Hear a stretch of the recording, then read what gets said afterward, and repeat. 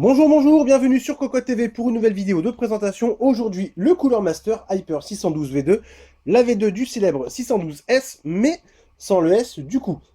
De nombreuses modifications ont été apportées au design de la première version. C'est très simple, ça n'a même plus rien à voir. On le met sur le côté, on le constate à l'arrière, nous avons une découpe, et au niveau des bases, de la base, pardon, avec les 6 caloducs 6 mm en direct touch, avec une très bonne finition, on le dit comme ça c'est fait, une base qui est maintenant excentrée afin de ne pas bloquer la mémoire. Les ailettes en aluminium, on perd le nickelage qui était présent à l'avant, ça reste très très propre, mais ça marque un peu les doigts. Pas de bouchon, plus de top, même si la première ailette et la dernière sont séparées, puisqu'en fait les ailettes du milieu, on peut le constater, hop, ce sont deux blocs.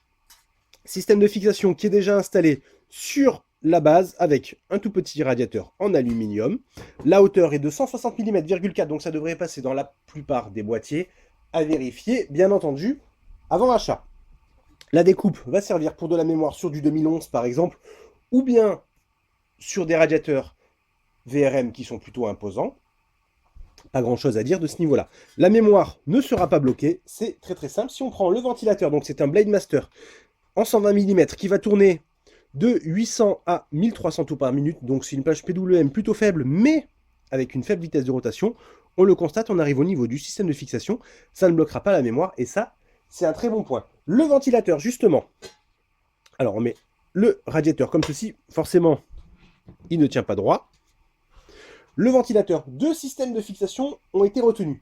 C'est une très bonne chose, nous avons griffes métalliques, toutes simples, on pourra les placer à l'arrière ou à l'avant, et cher à Cooler Master, un système de fixation sans outils, on visse, alors sans outils, c'est une façon de parler, puisqu'il va quand même falloir fixer le ventilateur sur le système, on met des petits pads antidérapants, et hop, on clip au radiateur, donc on pourra toujours installer un deuxième ventilateur avec le clip si besoin, en sachant que l'installation d'un deuxième ventilateur n'est pas forcément recommandée. Le radiateur dépasse énormément sur l'arrière, il s'approche d'un éventuel 120, 140 ou 80, 92, pourquoi pas, ventilateur en extraction arrière d'un boîtier. Donc on a installé un deuxième, à nos yeux, ce n'est pas la peine. Côté tarif, nous sommes entre 40 et 45 euros, on s'approche des 42 euros, c'est un excellent tarif, surtout par rapport aux performances. On les connaît, le radiateur a déjà été testé. On vous en dit plus prochainement. En attendant, bonne journée à tous!